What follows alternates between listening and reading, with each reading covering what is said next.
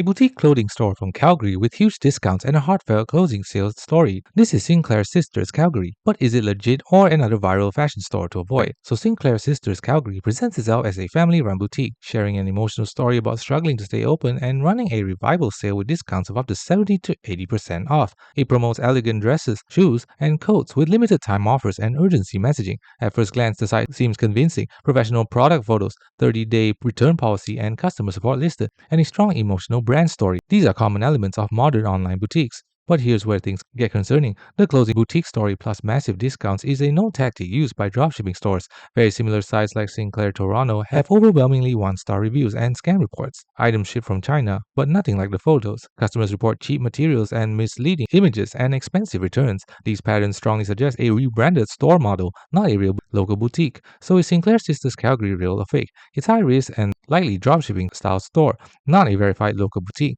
and strong similarities to known scam clothing sites. The bottom line, it may deliver something, but expectations versus reality are likely very different, and the marketing is heavily misleading.